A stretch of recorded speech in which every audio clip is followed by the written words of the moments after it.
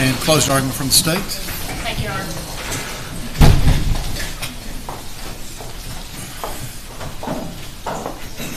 I'm going to be honest with you, I don't know anything about horses and wagons or the physics involved, but what I do know is somebody getting thrown in front of the bus when I see it. And what we have is Sean Finnegan putting Jennifer Paxton under the bed and putting Rebecca Dishman under the bus. Ladies and gentlemen, there is zero doubt that what Sean Finnegan and Rebecca Dishman did was reprehensible. The state has said that the entire time. You heard General Allen say on his closing that Rebecca got what she deserved. She pleaded guilty. She's serving a life sentence. She is not an innocent victim in this. She was engaged. She was into kinky, weird sex. But that does not mean that she had the same level of control. But the fact is, they're both in for a penny, in for a pound. What the two of them did together is kidnap, rape, beat with a bat, hold hostage, and murder Jennifer Paxton. Her corpse was abused. She was frozen and kept in their bedroom for 8 months. That's not in dispute. And the state isn't just relying on Rebecca Dishman for that. The state's case is not in total from Rebecca Dishman. The state's case started with Rebecca Dishman. We would not know that Jennifer Paxton's lifeless remains were in Sean Finnegan's bedroom freezer had she not come forward. And when she came forward, she has no way to know what the repercussions of that confession is going to be. She doesn't know what the ultimate outcome of that will be. But boy, she turned on that faucet and she couldn't stop talking. What's her motivation for telling Mahogany about this? If she's just trying to get out like she does, she's a leaver and she's a clinger. If she's just trying to get out, mission accomplished. You don't have to get past my broken glasses, my black eyes, my abuse. She gets you out somewhere else. If you're going to Ramsey's, if you're going to another boyfriend, if you're going wherever, mission accomplished. You got her up this Campbell County, Claiborne County shelter, wherever. She's out. She never has to speak about it again. She can go live her life. She doesn't benefit when she says, Mahogany, I got to tell you something. And she goes through that story dump. And then she has to go, tries to tell the people at the jail where they're going to try to get to the shelter. And they send her someplace. And so she gets to Anderson County and they tell her you've got to go to Oak Ridge, and they take her there. And she had told Kelsey Norwood Coons, the neighbor, and didn't get the help. But she tells Mahogany and is trying to get the help. The hoop she has to jump through to get someone to act on this story is substantial. But she keeps telling that story. There's been a lot about how her story's different or this or that, but that's not the proof and evidence. She sat on the stand and she told you that, yeah, she was involved in this. And she gave you the information about Sean Finnegan and his involvement in that. But that's not where it stops. Again, that's where that started. There's investigation done that corroborates her version of the events. They didn't just hear that and then go rest. They did investigation. And it's really important to say, well, gosh, she's a bad source, garbage in, garbage out. The information she gave, there's a body in the freezer turns out to be very, very true. Sean Finnegan's statement corroborates her. So we're not just going on her statement, we're going on his statement. She says he got the freezer, he brought it home, he put her in. What does he say? I got the freezer. I brought her home from the pint house. We had sex. I put her in the freezer. I took her out of the freezer. He knows the cops are coming, so he takes her out. So what we have from Mr. Finnegan is a selective sort of response. Decoy, deceive, deny. Where Rebecca Dishman is a fire hydrant of information and just putting it all out there. If it incriminates her, she's saying, we killed her, we did this, it just keeps flowing. Sean's a little bit open that faucet to where he has to, and if he doesn't have to, that's shut off and deny. So what do we have walking through? She's full confession, and our very initial. Let's go all the way back to Mahogany talking to you about when that freezer arrives. He's like, oh, that was the landlord had it delivered here accidentally. Deception. We get forward to where Colt is calling 911 and saying this guy's screaming at me, and you can listen to that 911 call and hear Colt say, he's threatening to kill me.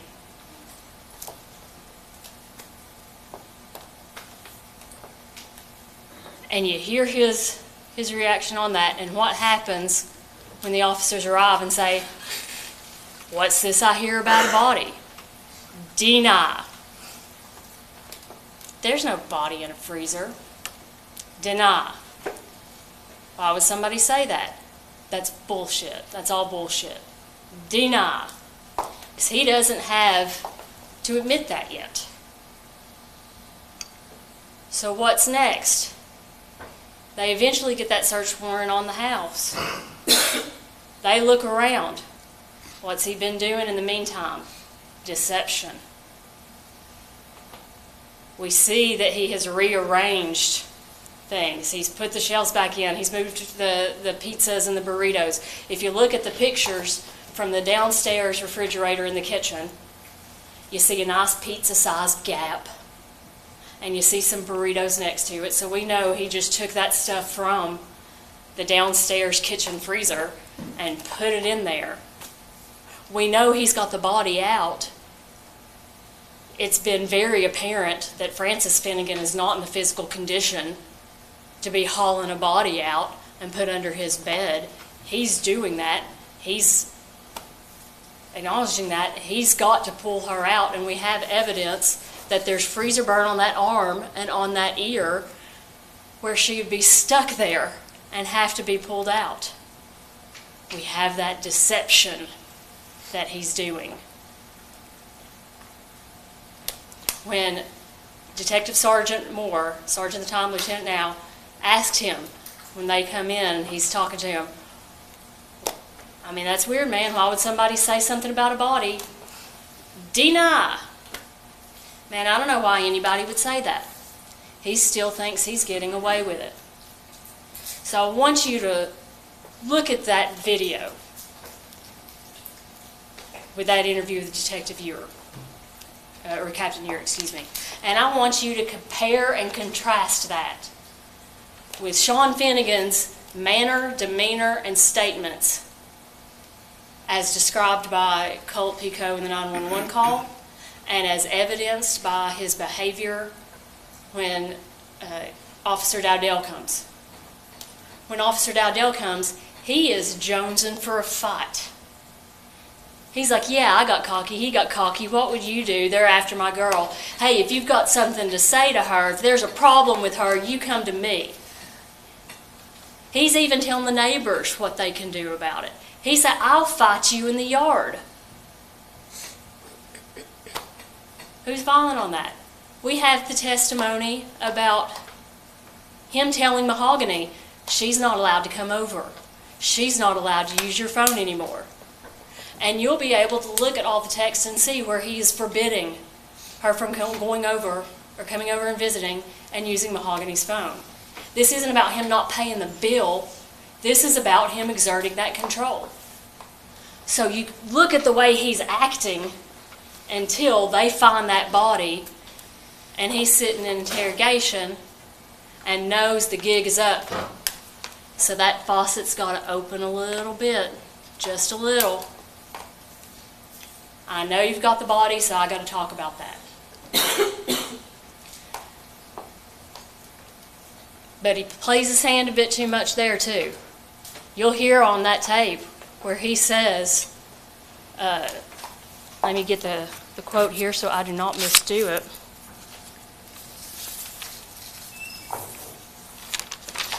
Captain Year says, you love her, you're just trying to protect her. No, you put her under the bus. And he says, well, what do you want me to do? She fucking said something to you guys about all this. So there he is, telling you his motivation for pointing the finger all at Rebecca. And again, Rebecca Dishman is not scot-free in this, but he is up to here involved in this. This is a physical, demanding crime to commit. I am not going to go through the litany of these injuries, but they are substantial. You heard Rebecca say he's choking and then letting go, and then choking and letting go, and choking and letting go. It's a choke, it's a smoke. It's a choke, it's a smoke in repetition until he finally kills her and she dies of that asphyxiation.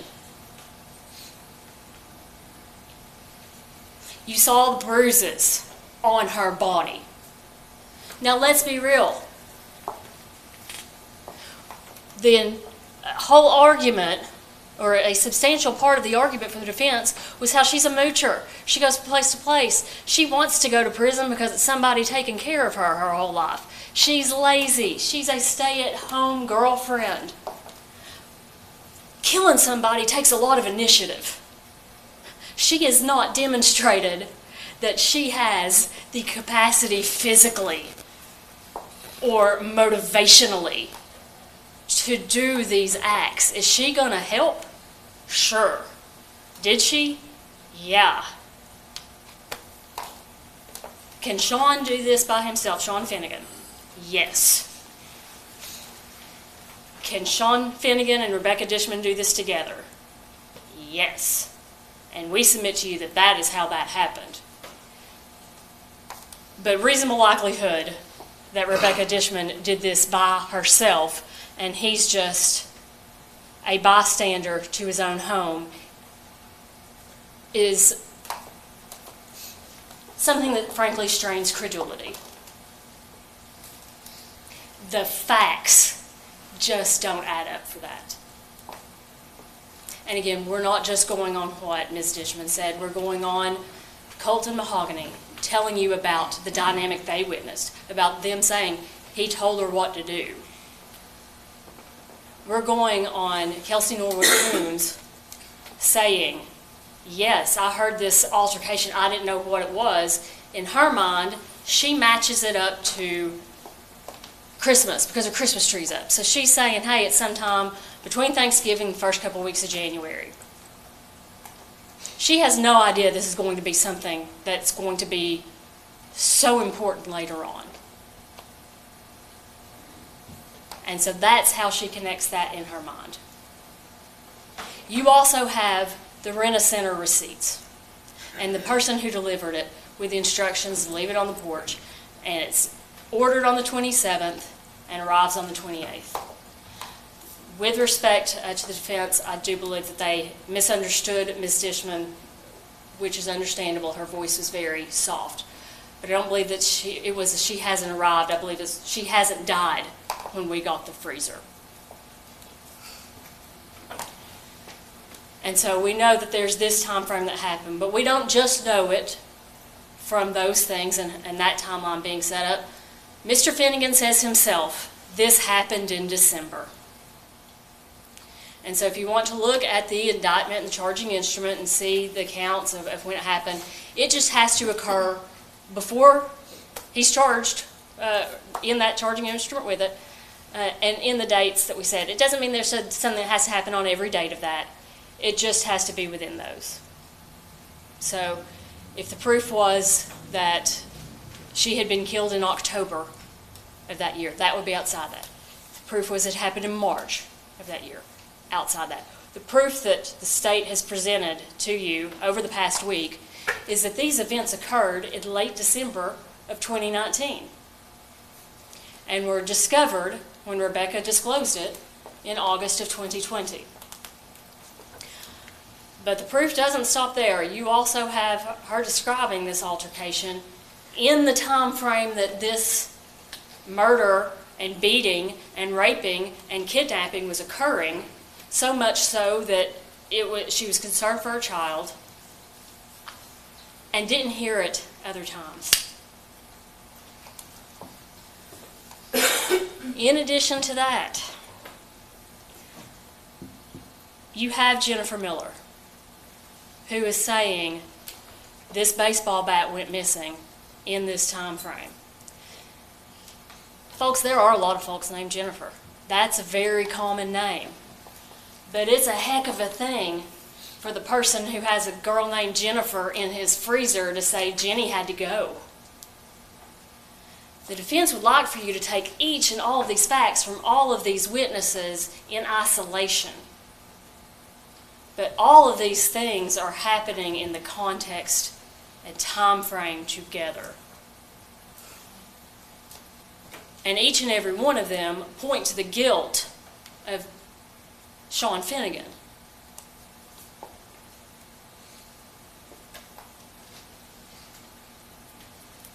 There's been a lot made of the tattoo and cutting out the crucifix because this was satanic. Again, we've been through that was freezer burn. We know she was removed from the freezer. That cut's not like any other cut. That's what they say. Well, no, it's not like any other cut because it's trying to get her out of the freezer. That's why that one is different in contrast to cutting off the nose when he has her open it up and is masturbating to her body in the freezer. That's why that cut's different. It is for a different purpose than his gratification. It is for the deception of hiding that body, which is really hard to do with the body stuck in the freezer. It's also very telling that this was not some ritualistic thing because there's a fully intact cross tattoo remaining on Miss Paxton's leg as evidenced by the pictures from the medical examiner. And we know, and they concede, that Ms. Dishman knew about her tattoos and her life and all of this because she's spending time with her. So if that's something that offends her and she wants to do this as some ritual, she's going to take that one too. But the thing is, that one's still there because there was no ritual cutting on her. It was just a mechanism of getting her out of the freezer. You had Sean, because here's where Mr. Finnegan, shutting off that faucet again. Are you a cutter? Have you cut somebody? No. But we know that's not true because the text messages show where he carved his initial into Ms. Finnegan's buttocks or hip area. That's again an exertion of control.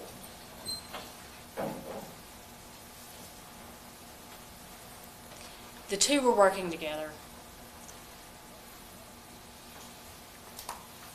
And they are both culpable. And again, she received a sentence for that. But for all the things that we throw under the bus and how she's there, she could have done this, she has the opportunity. We know he has the opportunity to do all that as well because he says so. He says he brings her home to do this. He says he's helping tie her up. He says they have sex. He says that even after she's been beaten and tied up, that Rebecca has sex with her, and then he gets oral sex.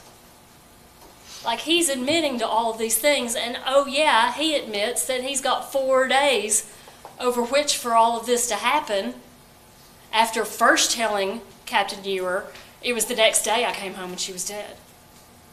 And then, oh yeah, it was 4. And what else does he say? Well, she was naked, so there wasn't any blood on the clothes. Well, oh yeah, she had on a hoodie. Well, I don't remember what she was wearing. Well, if she was screaming, my mom would have heard her. She was right next door. Well, my mom couldn't hear her. She's really hard of hearing. She couldn't have. Well, we were just tying up the strings. It was just my girl who tied her up. Well, I guess, yeah, I did put the chain around her. I didn't want her to leave. Yeah, we tied her up. I didn't want her to leave after what had happened. That's intentional. Putting the chain around her neck, that's intentional. Engaging in everything that he and Rebecca Dishman engaged in with this victim is intentional. For every, Ms. Dishman should have called the cops, Ms. Dishman should have walked away, Ms. Dishman should have done this or that. What about Sean Finnegan? Who has a car?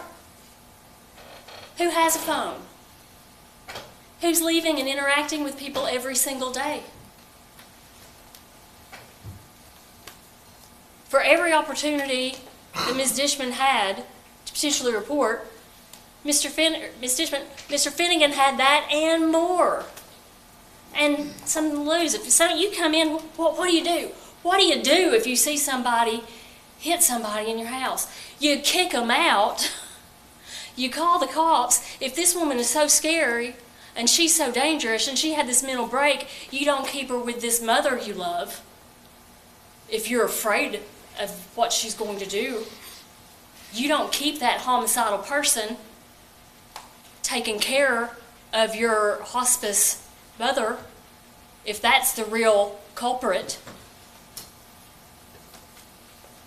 That doesn't make any sense at all. What makes sense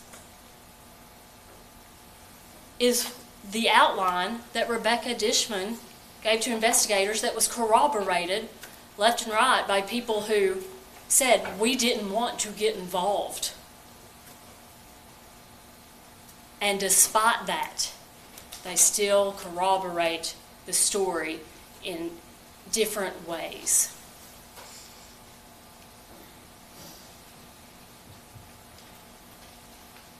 We have given you a ton of evidence in rapid fire. We have tried to be very mindful, it probably doesn't feel like that right now, of your time and the burden of hearing all of this and being in sequestration. But we put this in because we want you to look at it. While it may have felt like a lot coming very quickly, take your time. Go look at those pictures. Go listen to that 911, to the in-car audio, to the interview. Incidentally, on those pictures, you will see a dent on the fireplace grate right on top of it. You also have Mr. Finnegan changing the lock on the door. More deception, locking his own closet door. He knows what's going on. He is participating in what's going on. He is leading what is going on.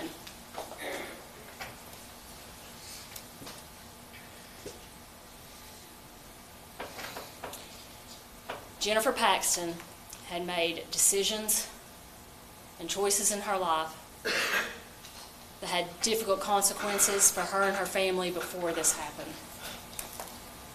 You heard them say, we tried to get her to come to us. She loved to make people laugh.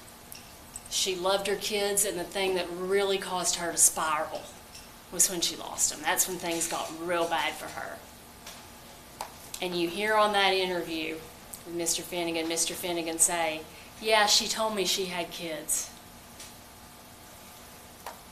So even toward the very end of Miss Paxton's life, even when things were rough and she was prostituting herself and addicted to drugs and homeless, they were still on her mind. She had something to live for if she was ever able to have gotten through this time. But she can't now.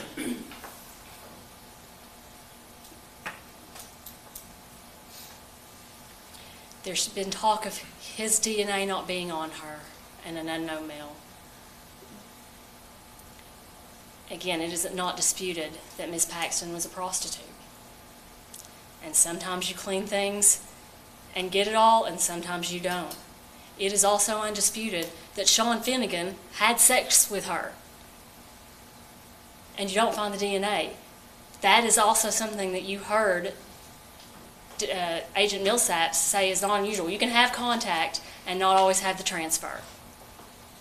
It's going to be about, the amount of contact, what cleaning was used, there are a million factors that will affect the availability of this. But we have these facts that are not in dispute. He says I had sex with her. He says I put her in and got her out of the freezer. We know he's had contact with her. We know he's touched the chain. He says so.